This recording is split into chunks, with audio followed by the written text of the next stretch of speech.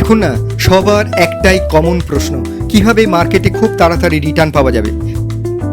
আর আমরা বলি মার্কেটে যদি খুব তাড়াতাড়ি রিটার্ন পেতে হয় তাহলে আপনি লক্ষ্য করুন গভর্নমেন্ট কোন সেক্টরে প্রায়োরিটি দিচ্ছে, গভর্নমেন্ট কোথায় ইনভেস্ট করছে, আর সেই সেক্টরে যদি আপনি ইনভেস্ট করতে পারেন আপনার টাকা চড় করে বাড়বে।